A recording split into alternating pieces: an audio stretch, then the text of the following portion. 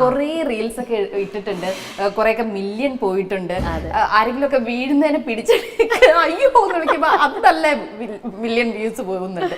എങ്ങനെയാണ് ചേച്ചിക്ക് തോന്നുന്നത് ഈ ഒരു സോഷ്യൽ മീഡിയയിലെ ഏറ്റവും കൂടുതൽ പൊക്കോണ്ടിരിക്കുന്ന ഇപ്പം ഇതുപോലെയുള്ള ചെറിയ ചെറിയ റീൽസ് ആണ്, മില്യൺസ് ഒക്കെ അടിക്കുന്ന റീൽസ് ആണ്. ചേച്ചി ഇപ്പം പറഞ്ഞു എല്ലാവരെയും റിലേറ്റ് ചെയ്യാൻ പറ്റുന്ന കാര്യങ്ങളാണ് ഇതെന്ന്.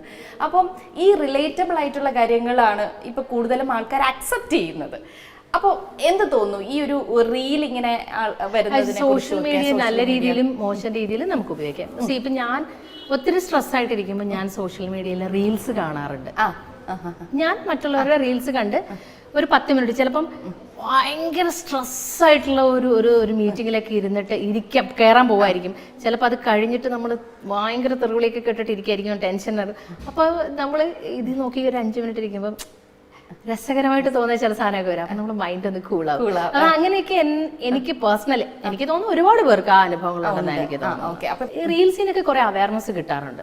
എനിക്കും തോന്നിയിട്ടുണ്ട് എനിക്ക് കുറെ അനുഭവങ്ങളുണ്ട്, ഇതൊക്കെ എനിക്ക് പറഞ്ഞാലോ എന്നൊക്കെ ചിന്തിച്ചിട്ടുണ്ട്. പിന്നെ ഞാൻ വിചാരിക്കും ആരെങ്കിലും വന്നിട്ട് അവിടെ ഒരു വലിയ മോട്ടിവേഷൻ സ്പീക്കർ വെറുതെ തെറി പറഞ്ഞാലോ, വേണ്ട അങ്ങനെ പറഞ്ഞിട്ട് പറയാറില്ല. പക്ഷെ എനിക്ക് ഉള്ളിൽ കുറെ സാധനം ഇങ്ങനെ പറയണമെന്നുണ്ട്.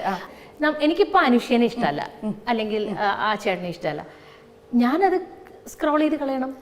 അതെ, അതിൽ പോയിട്ട് കമന്റ് ചെയ്യുക, അതിൽ പോയി കമന്റ് ചെയ്ത് അനുഷ്യ 10 തെറി വിളിച്ചിട്ട് അതൊരു മനോരോഗമാണ്.